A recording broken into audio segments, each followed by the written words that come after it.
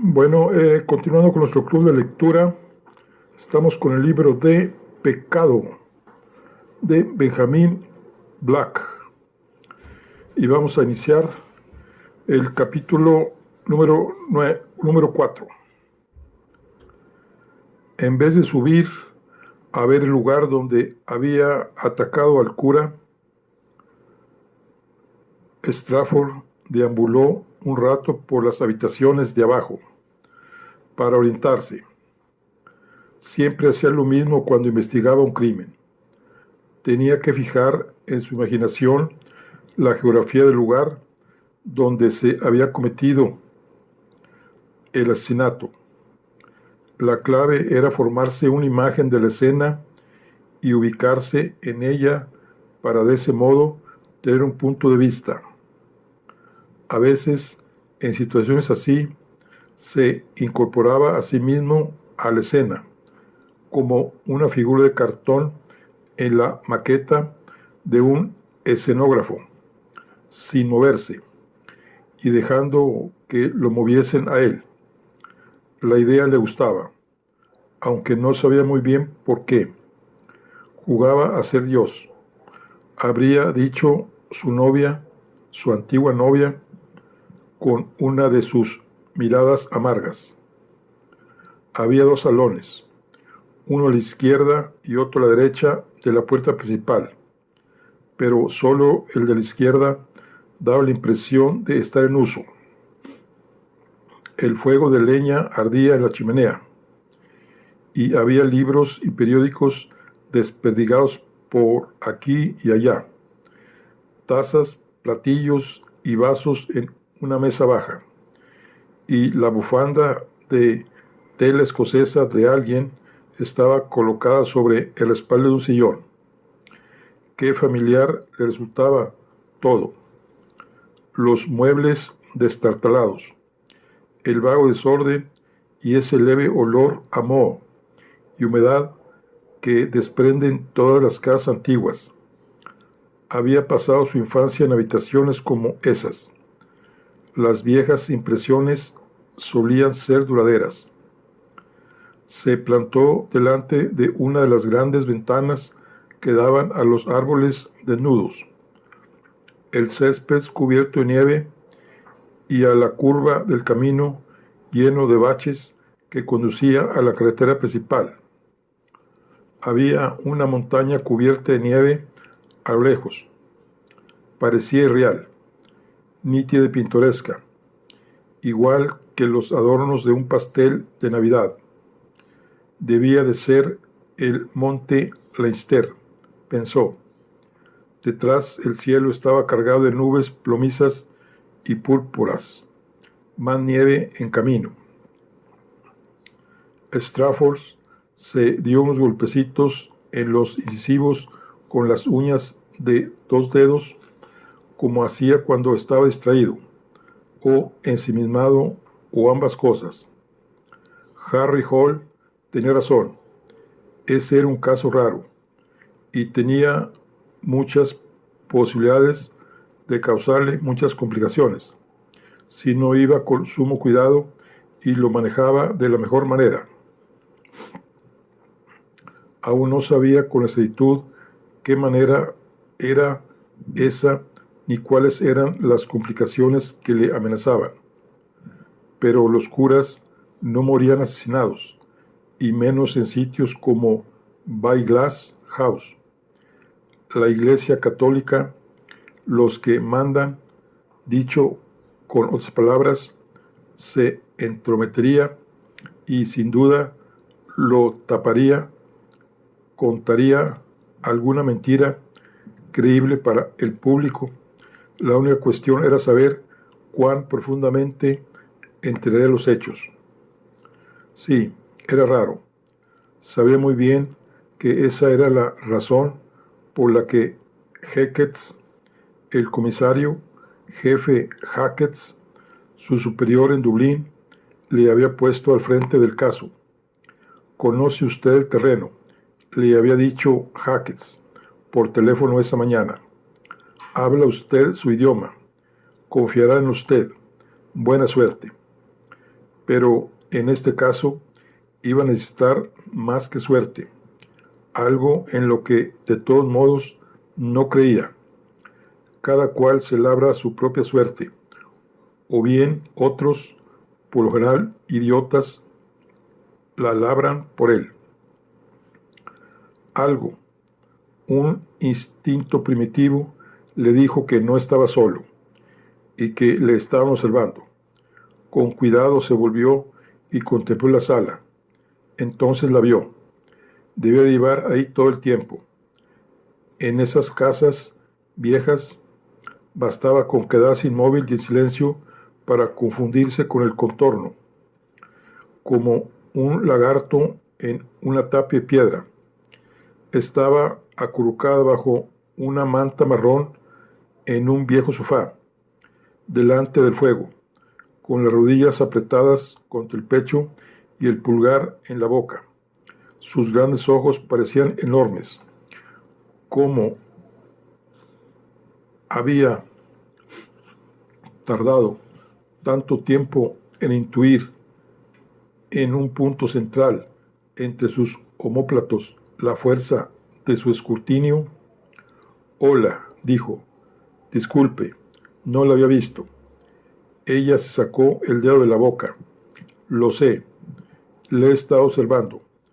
Lo único que podía ver eran la cara y las manos, porque todo lo demás estaba oculto por la manta.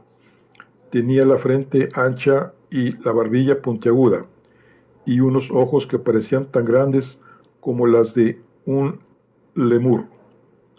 Su pelo encrespado rodeaba el rostro con una mata de rizos rebeldes y a juzgar por su aspecto no muy limpios. ¿No le da asco?, preguntó mirándose el pulgar, cómo se arruga y palidece la piel al chuparla. Mire, alargó el dedo para que lo viera. Es como si acabaran de sacarme a rastras del mar. Usted debe ser Lethier, dijo. ¿Y quién es usted? No, déjeme adivinar. Es el policía. Sí, el inspector Strafford. ¿No tiene usted pinta de...? Se interrumpió al ver su gesto cansado. Supongo que deben de decirle a menudo que no parece usted policía. Y con ese acento tampoco habla como tal. ¿Cómo se llama? Strafford. Me refería al nombre de pila. En realidad es señor John. Es Sats John. Era incapaz de decir su nombre sin sentirse cohibido. La chica se rió. Seth John es casi peor que el mío. Me llaman Lethier, pero en realidad me llamo Leticia. Lo creo o no. Imagínese, llamar a una niña Leticia es por mi abuela, pero aún así. Sus ojos entornados eran astutos y divertidos. Estaban fijos en él, como si esperase que en cualquier momento fuese a realizar algún truco maravilloso, como por ejemplo hacer el pino o levitar. Recordó por su propia juventud que una cara nueva en la casa siempre parecía augurar un cambio y algo de emoción, o al menos un cambio, pues la emoción es tan rara en una familia así como la de ella o la de él antes, que parece una fantasía descabellada. ¿Le gusta observar a la gente?, preguntó él. Sí, es increíble la de cosas que alguien puede hacer cuando cree que no hay nadie mirando. La gente delgada siempre se hurga la nariz. Espero no haberlo hecho. Probablemente lo habría hecho si hubiese pasado más tiempo. Hizo una pausa. Es emocionante, ¿verdad? Un cadáver en la biblioteca. ¿Lo ha resuelto ya? ¿Nos va a juntar a todos después de cenar para explicarnos la trama y revelar el nombre del asesino?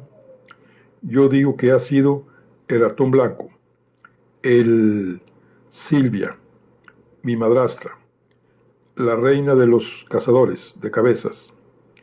¿La ha conocido? Es posible que no se haya percatado, porque es casi transparente.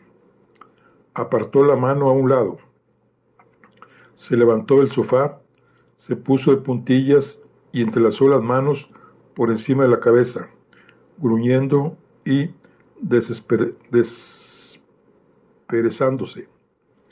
Era alta para ser una chica, pensó él, delgada y de tez oscura, y un poco patizamba, digna hija de su padre.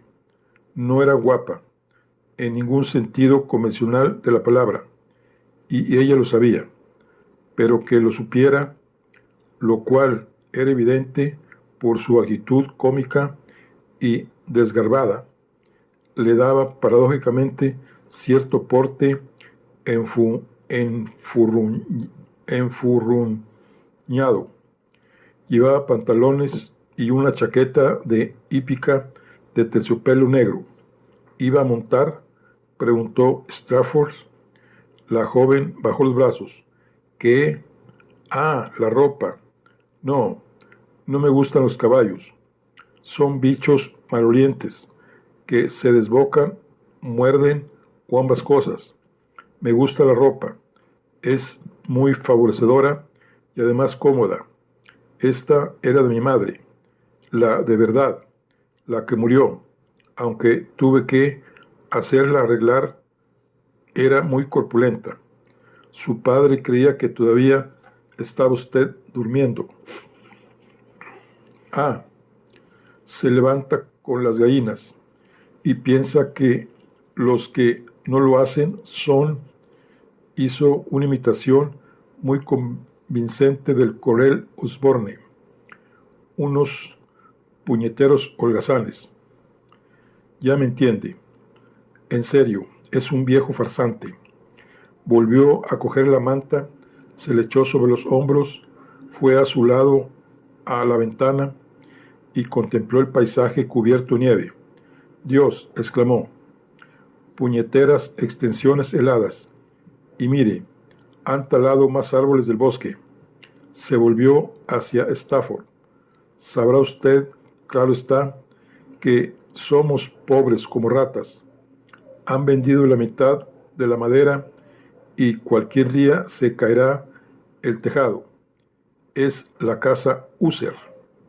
Sorprendida, hizo una pausa y arrugó la nariz. A saber, ¿por qué se supone que las ratas tienen que ser pobres? Además, ¿cómo iban a ser ricas? Se estremeció y se arrebujó en la manta. Estoy helada.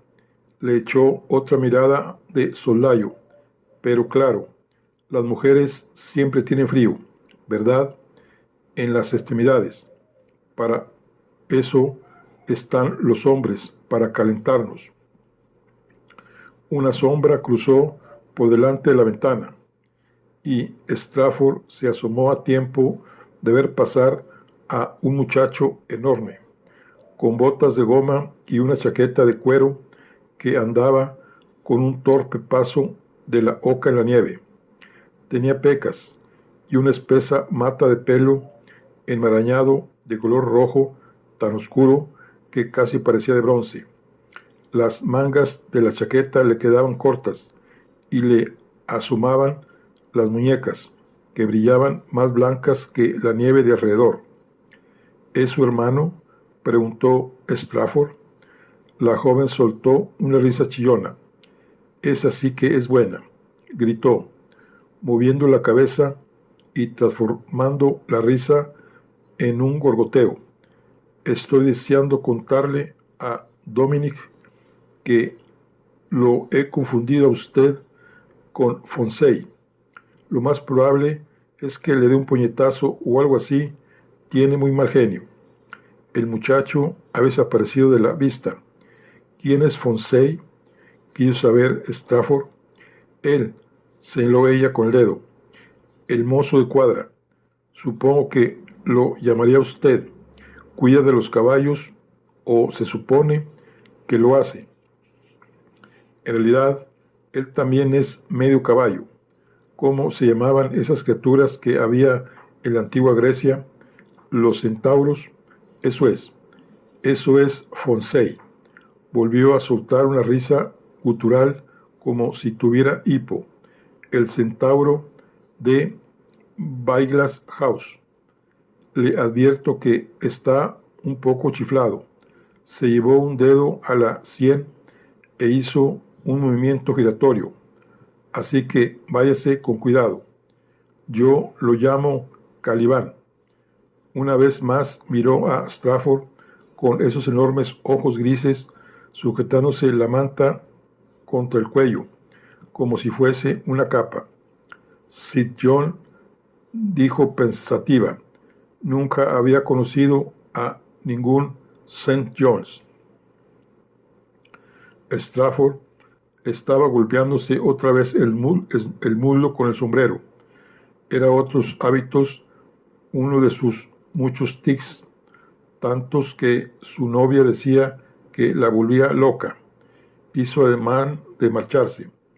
Tendrá que disculparme, dijo. Tengo cosas que hacer. Buscar pistas, supongo. Olisquear colillas de cigarrillo y buscar huellas dactilares con una lupa.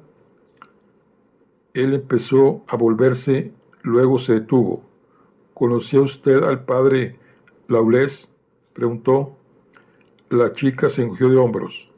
Que si lo conocía mucho, no sé ni si lo conocía. Siempre estaba por aquí, si se refiere a eso. Todo el mundo pensaba que era muy simpático. Nunca me fijé mucho en él. Era un poco siniestro. ¿Siniestro? Oh, ya me entiende. No era compasivo. No sermoneaba. Bebía. Era el alma de las fiestas. Y además, pero al mismo tiempo se fijaba en todo. Siempre estaba atento. ¿Cómo hace usted? Ella apretó los labios en una línea fina.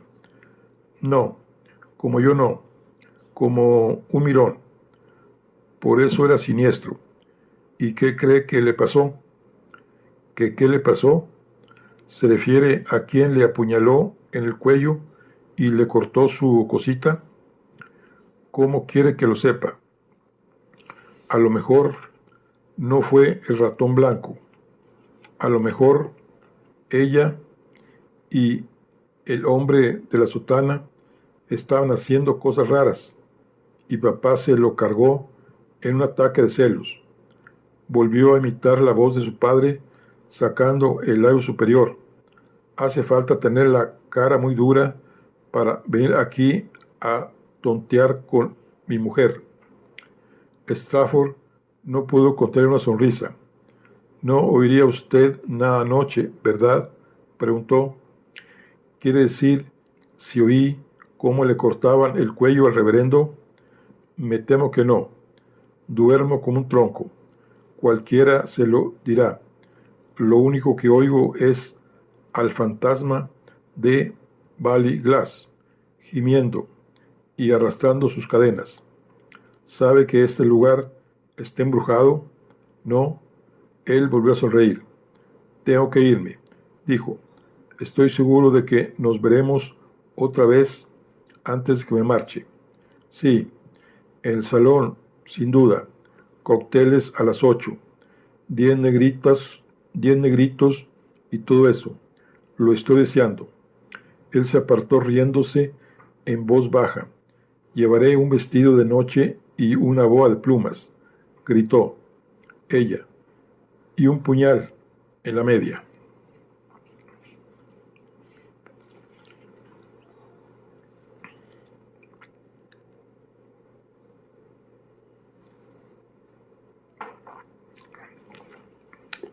Capítulo 5. El equipo forense se había marchado en la furgoneta, dejando una estela de humo del tubo de escape en la puerta principal. Strafford fue al pie de la escalera y se inclinó con las manos en las rodillas para inspeccionar la alfombra, si había manchas de color rosa que subían. Eran muy tenues. El ama de llaves había hecho lo que había podido, pero como él mismo se dijo, la sangre es más espesa que el jabón y el agua. Sonrió. Más espesa que el jabón y el agua. Le gustaba. Subió las escaleras, dando palmaditas en el pasamanos. Intentó imaginar al cura bajando a trompicones las escaleras con la sangre brotando de la arteria seccionada del cuello, a no ser que hubiese visto o al menos oído a su atacante. Debió de quedarse perplejo. ¿Quién se atrevería a matar a un cura? Y no obstante, alguien se había atrevido. Al atravesar el descansillo, llegó al pasaje corto y estrecho que llevaba a otro pasillo y a las habitaciones. También ahí había restos de una mancha de sangre en la moqueta. Esta era grande y circular, así que era donde le habían apuñalado. Lo habían hecho por detrás, sin duda, pues era un hombretón y se hubiera defendido de un ataque que hubiese ido hacia él blandiendo un cuchillo. ¿Significaba eso que había sido alguien que estaba en una de las habitaciones esperando a que pasara? ¿O había otra forma de llegar hasta ahí? ¿Otra entrada desde el exterior? Esas casas antiguas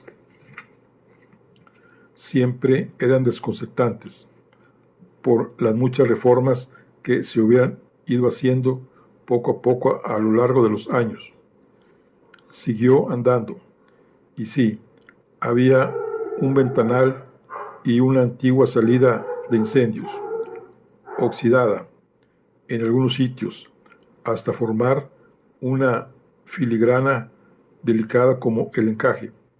Examinó el pestillo. No lo habían forzado. De hecho, supuso por su aspecto que la ventana no se había abierto desde hacía años. Oyó voces que salían de una puerta que tenía a su espalda. Entró en la habitación y encontró a Jenkins y al coronel Osborne de pie al lado de una cama deshecha. La habitación era pequeña, la cama grande y el colchón tenía un hueco en el centro. Los únicos muebles eran unos cajones y una silla con el asiento de mimbre.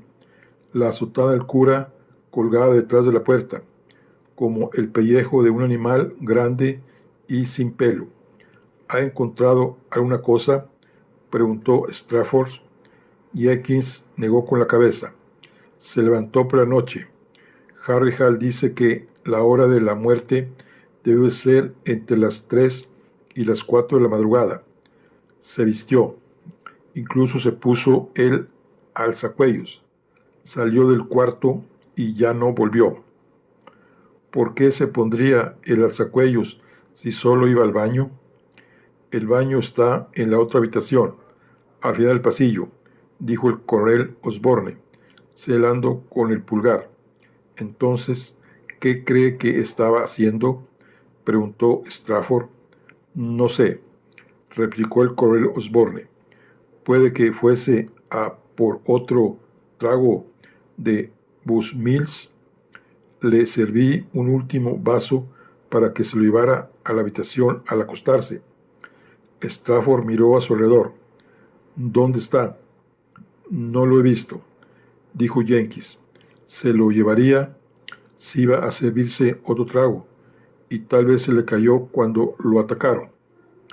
Strafford aún no se había quitado la gabardina y seguía sosteniendo el sombrero con la mano izquierda. Miró una vez más la habitación pequeña y sin espacio y salió. En el rellano, el coronel Osborne se le acercó furtivamente.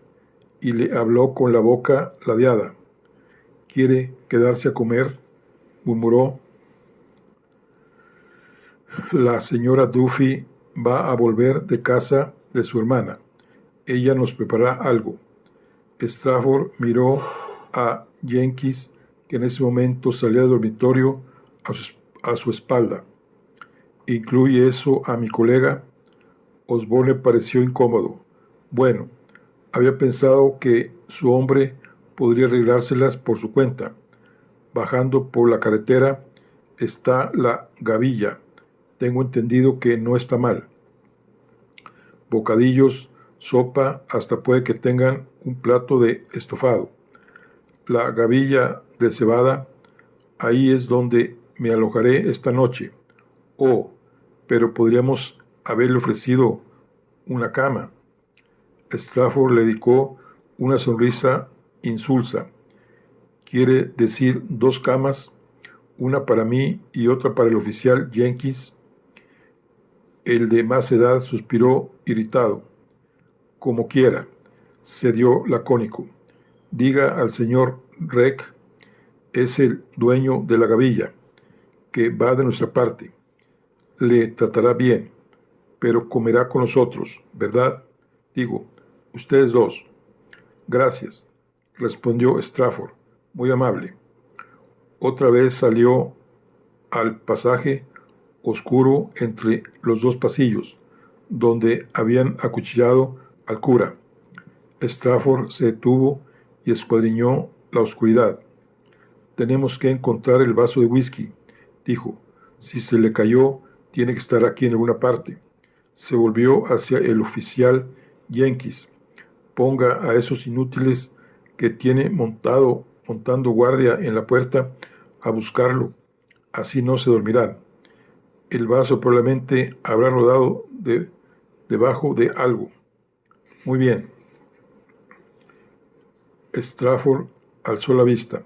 ¿Suele haber una bombilla ahí?, preguntó, señalando hacia el casquillo vacío, metido en una pantalla apenas mayor que una taza de té, de un material que podría haber sido piel humana, tensa, seca y translúcida. El coronel Osborne examinó el casquillo. Debería haber una bombilla, sí, claro. No me había dado cuenta de que no la hubiese. Entonces, ¿alguien la ha quitado?, preguntó Strafford. Supongo que sí, puesto que no está en su sitio. Strafford se volvió hacia el oficial Jenkins. Dígale a esos 2 que busquen el vaso y una bombilla. Miró de nuevo el casquillo vacío y se llevó la mano a la barbilla. Así que fue planeado, murmuró. ¿Cómo?, preguntó Osborne.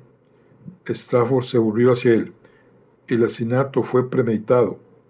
Eso debería facilitar un poco las cosas. Ah, sí. Osborne parecía confundido.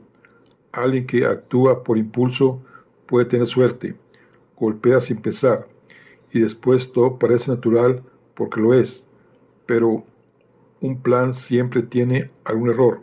Siempre hay un fallo. Nuestra labor es dar con él. Se oyó ruido abajo, gritos y los ladridos de un perro. Una corriente de aire frío ascendió por la escalera. Luego se oyó la puerta principal al cerrarse de un portazo. «Sujétalo, por Dios», gritó enfadado alguien. «A la señora Duffy le dará un ataque si pone las patas llenas de barro en las alfombras». Strafford y los otros 2 se asomaron por encima del pasamanos y miraron abajo, hacia el vestíbulo. El mozo de cuadra, Fonsey, se encontraba ahí, con su mata de pelo rojo y la chaqueta de cuero. Tiraba con violencia de la correa e intentaba controlar a un perro labrador negro muy grande y mojado. En la puerta, quitándose un par de guantes de cuero, había un joven con un abrigo de cuadros y en la mano un sombrero, con una pluma en la cinta. Sus botas de goma estaban embarradas y con pegotes de nieve fundida. Apoyado en la mesa del vestíbulo había un largo cayado de pastor. Se quitó el sombrero y lo sacudió con fuerza. «Mi hijo», le dijo Osborne al inspector Strafford, y luego gritó: «Dominic, está aquí la policía». El joven alzó la vista. «Ah, hola», exclamó. Al ver al coronel, Fonseis soltó al perro, dio media vuelta, corrió apresuradamente a la puerta principal y desapareció. El perro perdió de pronto el interés por estar nervioso, extendió las 4 patas y se sacudió, salpicándolo todo de agua de nieve. El coronel Osborne descendió el primero por la escalera. «Dominic», dijo, «este es el inspector Strafford y su ayudante». Jenkins, gruñó el oficial, espaciando las sílabas. «Oficial Jenkins». «Sí, eso, lo siento», se disculpó el coronel, ruborizándose un poco. «Jenkins». «Sí, eso, lo siento», se disculpó el coronel, ruborizándose un poco. «Jenkins». Dominic Osborne tenía una belleza clásica, con la mandíbula larga y recta, una boca de aspecto ligeramente cruel y los azules ojos de pedernal de su padre. Primero miró a un detective y luego al otro, y le tembló la comisura del labio como si hubiera visto algo gracioso. «El largo brazo de la ley», dijo con superioridad y sarcasmo. «¿Quién lo iba a decir? Aquí, en Baiglass House». Strafford estudió al joven con interés. No era tan frío como quería dar a entender, y su sarcasmo era forzado. El perro olisqueó los zapatos de Strafford. «Vamos», les indicó el coronel a los 2 detectives, frotándose las manos. «Vamos, si está lista la comida». Strafford se agachó y rascó al perro detrás de la oreja. El animal movió la cola y sacó la lengua en una sonrisa amistosa. A Strafford siempre le había gustado los perros. Desde el principio había notado algo raro en este caso, en un sentido que no había visto antes.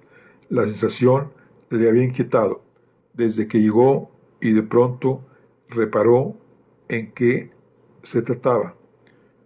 No había nadie llorando.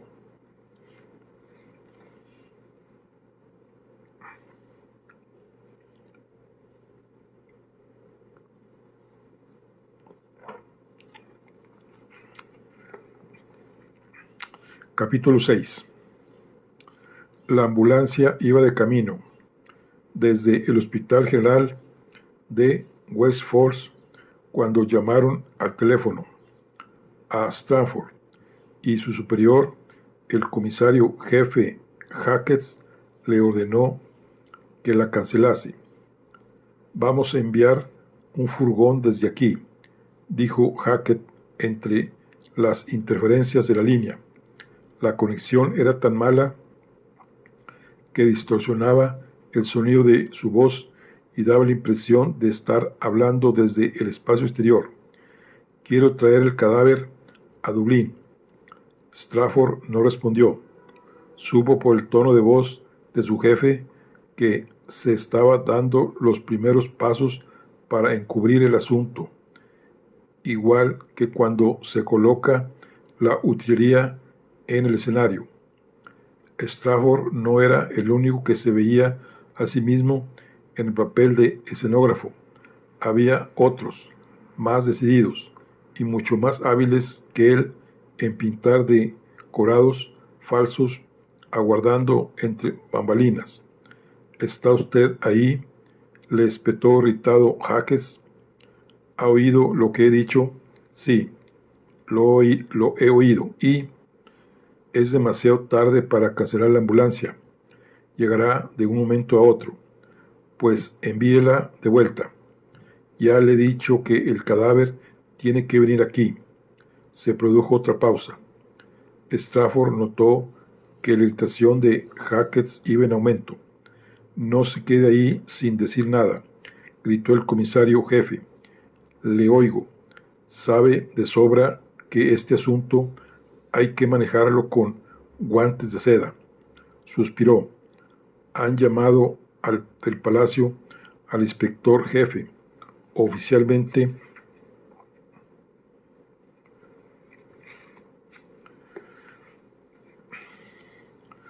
por lo que a nosotros se refiere, la muerte del cura ha sido un accidente, y por nosotros me refiero a usted, Strafford». Strafford sonrió lúgubre al micrófono.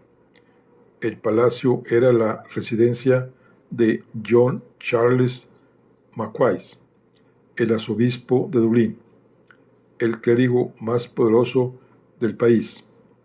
Jack Pelan, el inspector jefe de la Garda, era un conocido miembro de los Caballeros de San Patricio. Con la iglesia habían topado. Si su excelencia, reverendísima, el doctor Mackay, decía que el padre Lawless se había apuñalado a sí mismo en el cuello por accidente y luego se había cortado los genitales, eso era lo que había ocurrido, y la gente no se le permitiría saber otra cosa. «¿Cuánto tiempo?», preguntó Strafford. «¿Cuánto tiempo qué?», le espetó Hackett. Estaba tenso. Hackett no solía estar tenso. Jack Pelan dejaba de haber arremetido contra él por venganza. «¿Cuánto tiempo se supone que debemos mantener la ficción de que han apuñalado a este cura por accidente? ¿Es mucho pedir que la gente se lo trague?». Hackett volvió a suspirar.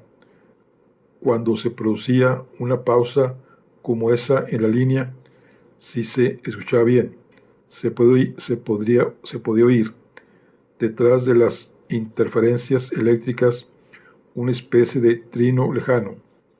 A Strafford siempre le había fascinado esa música inquietante y cacofónica que le daba escalofríos. Era como si las huestes de los muertos cantaran para él desde el éter. «Mantendremos la ficción». A Hackett le divertía imitar el acento y los giros educados de Strafford, «mientras haga falta». Strafford se dio unos golpes con las uñas en los dientes. «¿Qué ha sido eso?», preguntó con suspicacia Hackett. «¿Qué ha sido qué?». «Ha sonado como si alguien hiciera chocar dos cocos». Strafford se rió para sus adentros. «Enviaré a Jenkins con el cadáver», dijo. «Él le dará un informe preliminar». «Ah, se va a encargar usted solito». Gideon de Scotland Yard resuelve el caso él solo».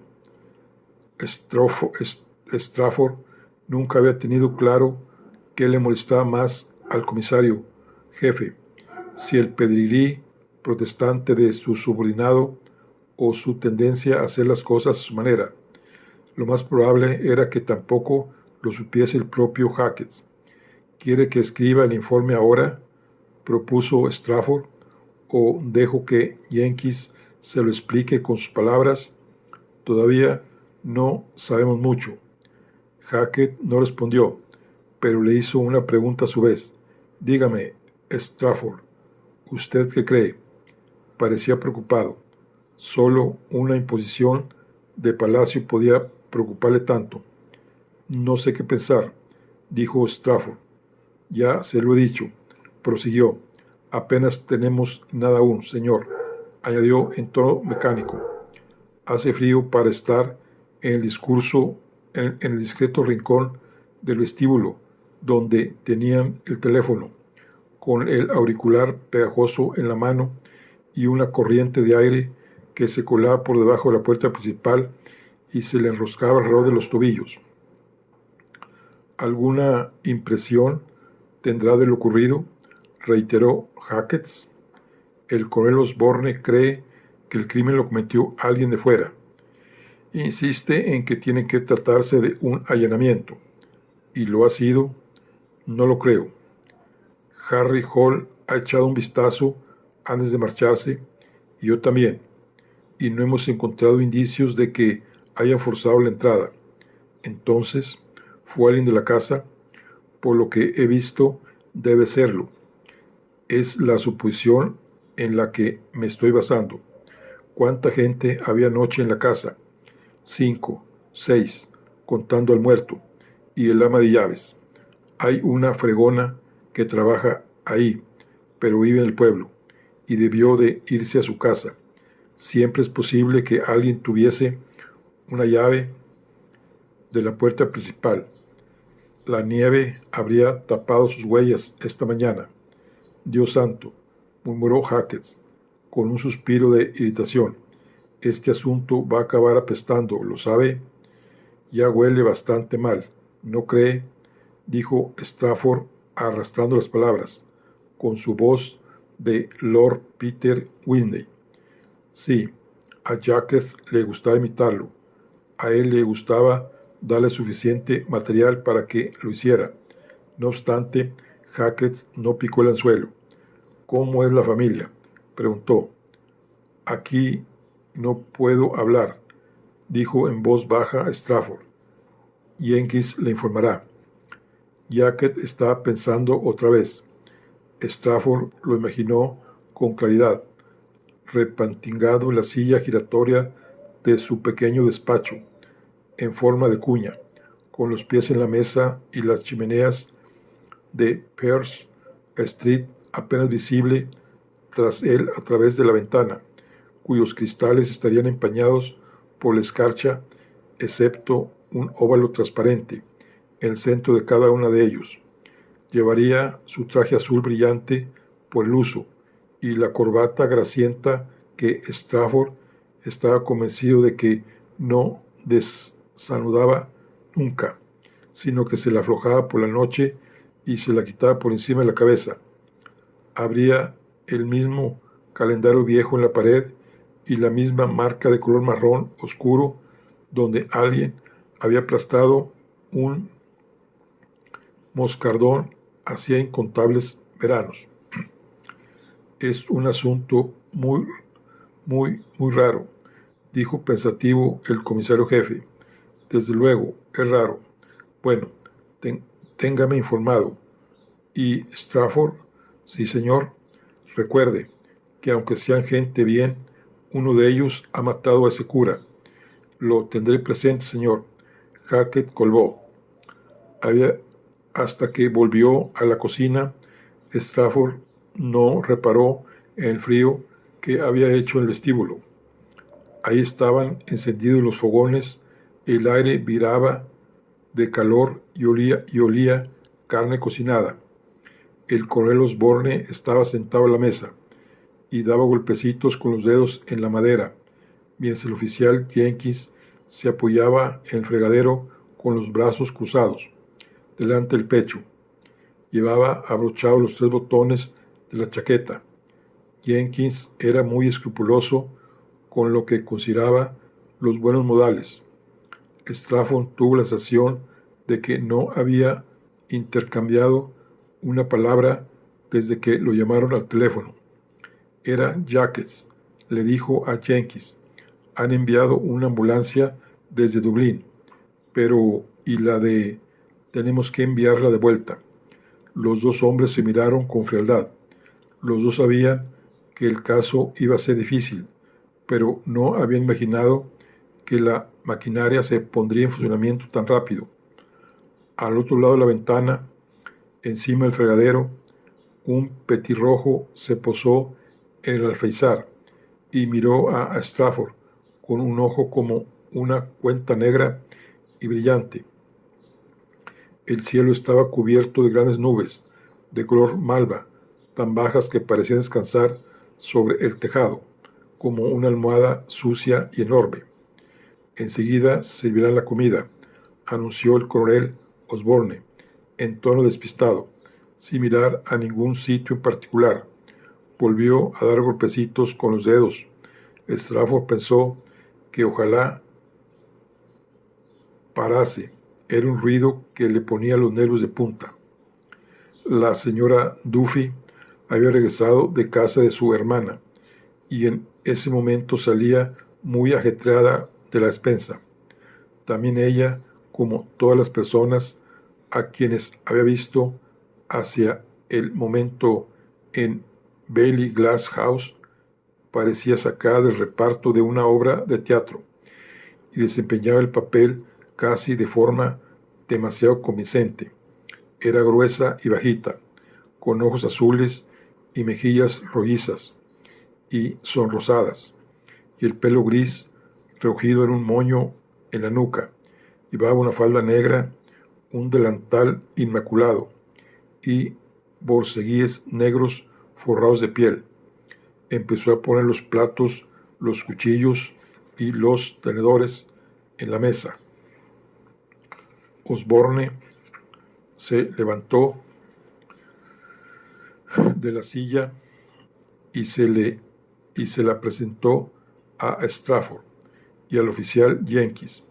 Ella se ruborizó y por un momento pareció que iba a hacer una reverencia, pero se contuvo.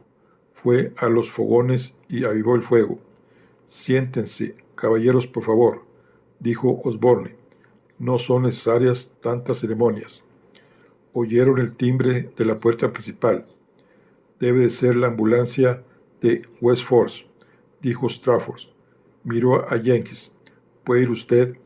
Dígales que lo sentimos, pero que no les necesitamos. Jenkins tosió. Osborne miró a Strafford con ojos inquisitivos. ¿Qué ocurre?, preguntó. ¿Por qué han enviado una segunda ambulancia? Supongo que es una cuestión de eficacia, dijo con frialdad Strafford. Cuando antes se haga la autopsia, tanto mejor. Osborne asintió, pero su mirada era escéptica. Imagino que su jefe debe de estar preocupado, observó. Lo está, desde luego, respondió Strafford. Se sentó a la mesa. La señora Duffy se acercó con una cazuela de barro humeante, sujetando las asas con ayuda de un trapo. Dejó la cazuela entre los hombres. ¿Le sirvo yo, coronel?, preguntó. ¿O prefiere servirse ustedes? Se volvió hacia Strafford. Espero que le guste el estofado de carne con riñones, señor. Oh, sí, claro, respondió Strafford y tragó saliva. Es ideal para un día tan frío, opinó el ama de llaves, sonriendo al inspector, con las manos rollizas entrelazadas sobre su regazo. Sí, gracias, Sadie, dijo el coronel Osborne, y la mujer dejó de sonreír, dio media vuelta y regresó a la despensa con unos andares como los de un pato. El coronel frunció el ceño, disculpándose. Si se le da la oportunidad, no para de palotear. Levantó la tapa de la cazuela y sirvió a Strafford. Me temo que es de ayer, dijo. Strafford esbozó una sonrisa tímida. Oh, siempre he pensado que el estofado de carne con riñones está mejor al segundo día. ¿No cree? Se sintió noble y veroso, pero no podía entender que los riñones de vaca hubiesen llegado a considerarse un alimento apto para el consumo humano.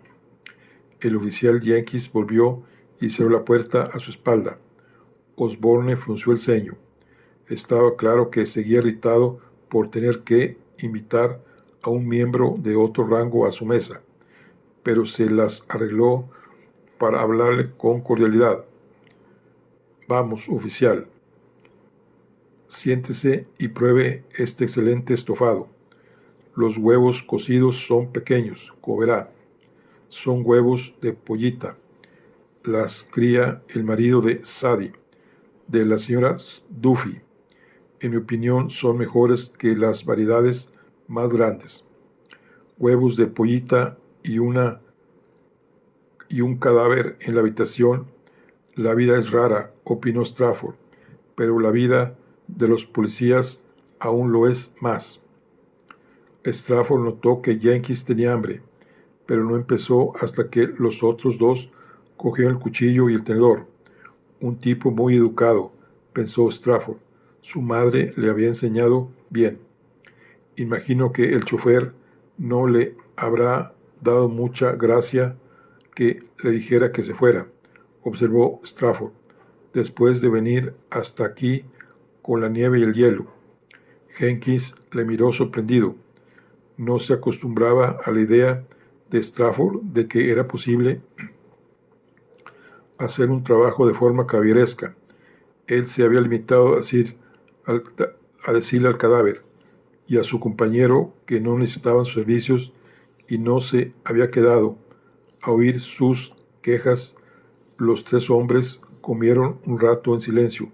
Luego Strafford dejó el cuchillo y el tenedor. «Debo pedirle, Coronel Osborne», dijo carraspeando y frunciendo el ceño, «que me haga un relato exacto de lo sucedido esta mañana». Osborne, mascando un trozo de carne lleno de ternillas, lo miró con los ojos arqueados. Se tragó la carne más o menos entera.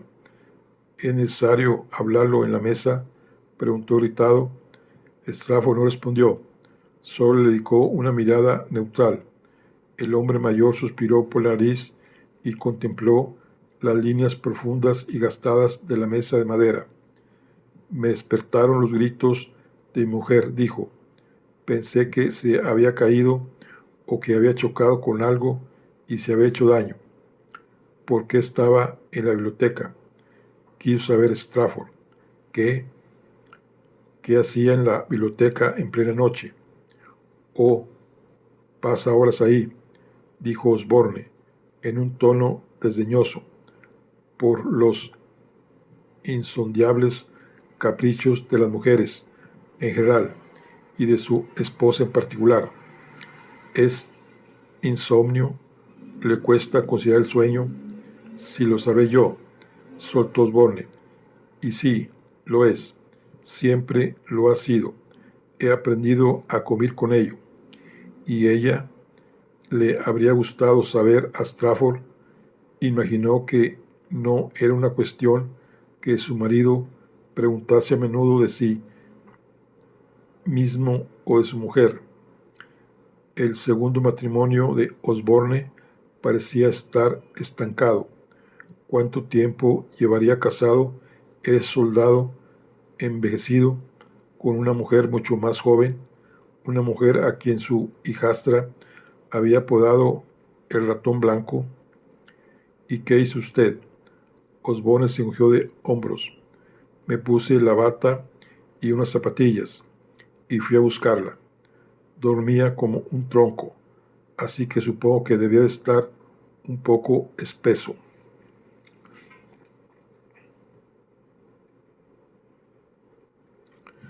La encontré en el vestíbulo, sentada en el suelo, llorando.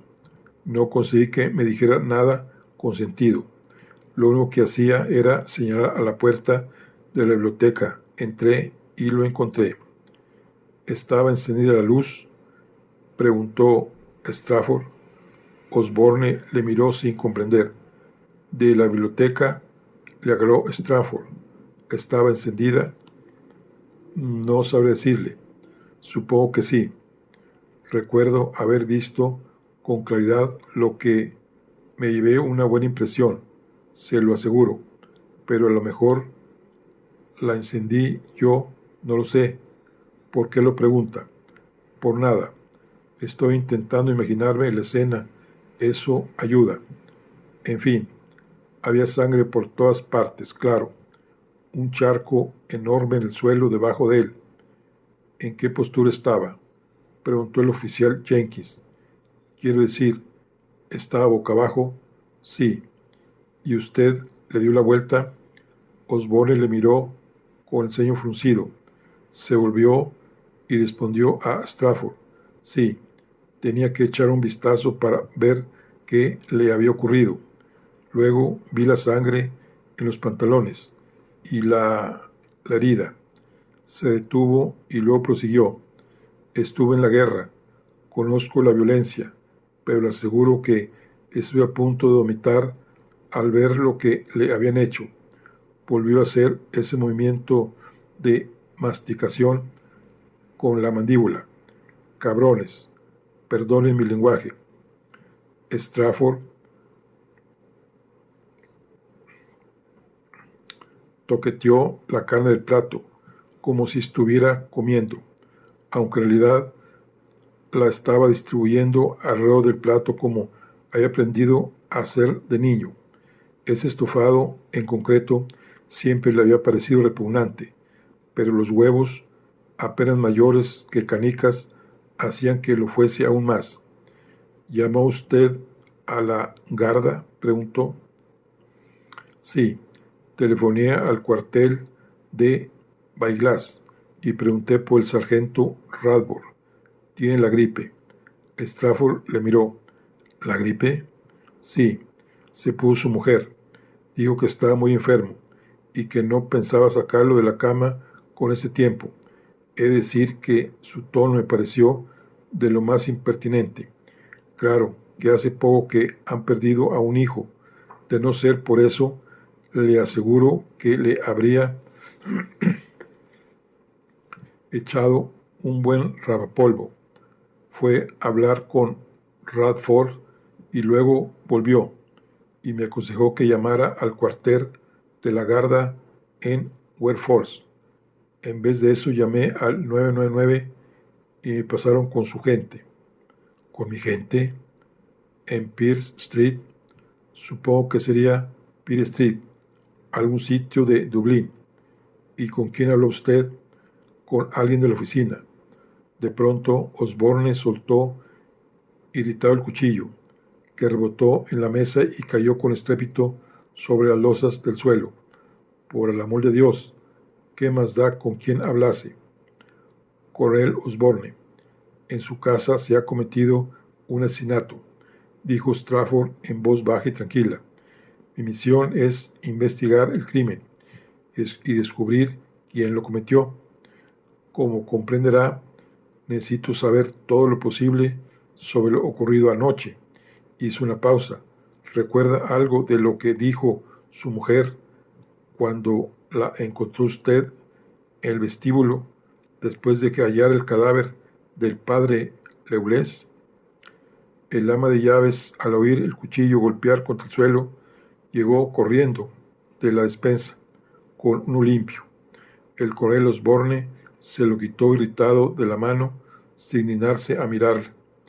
Ya le he dicho, respondió, que no tenía sentido lo que decía. Estaba histérica. ¿Qué esperaba? Tendré que hablar con ella, claro, dijo Strafford. De hecho, tendré que hablar con todos los que estuvieron en la casa anoche. Tal vez pueda empezar con la señora Osborne. El coronel, cuya frente se había puesto de color rojo oscuro por debajo del apergaminado bronceado, estaba esforzándose por dominar su genio. Cuando Strafford volvió a hablar, lo hizo en un tono aún más tranquilo que antes. Como antiguo soldado, comprenderá, coronel, la importancia del detalle y la meticulosidad. A menudo la gente ha visto o oído cosas en cuya importancia no repara. Ahí es donde intervengo yo. Parte de mi formación consiste en reparar en los, llamémoslos, matices. Notó que Jenkins lo miraba con incredulidad. Sin duda estaba pensando en el hecho de que la formación que había recibido él había sido muy básica, de personas que probablemente no sabían lo que significaba la palabra matices. El coronel Osborne estaba atacando enfadado la comida, clavando el cuchillo y el tenedor como si fuesen armas. Strafford le observó, supuso que había cosas que prefería no revelar, aunque acaso no era igual con todo el mundo y que no sería fácil sacárselas. Volvió a sonar el timbre. El coronel Osborne se apoyó en el respaldo de la silla y alargó el cuello para ver por encima del fregadero. Es la segunda ambulancia, dijo. Jenkins miró el plato y suspiró. A diferencia de su superior, le gustaba el estofado de carne con riñones. Su madre se lo hacía de niño, con huevos o sin ellos. Dejó los cubiertos y se levantó despacio de la mesa, bastante molesto. Strafford le puso una mano en el brazo. Dígales a esos novatos que pueden irse también. Quiere, oficial, no tiene sentido que se queden. Cuando Jenkins se marchó, Strafford se inclinó hacia adelante y apoyó los codos en la mesa. Bueno, coronel, dijo, volvamos a empezar desde el principio.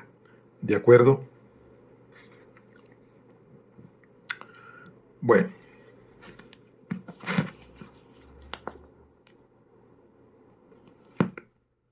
Bueno, aquí concluimos lo que es la charla del día de hoy. Estamos con el libro de Pecado de Benjamin Franklin. Nos vemos en la siguiente. Hasta luego.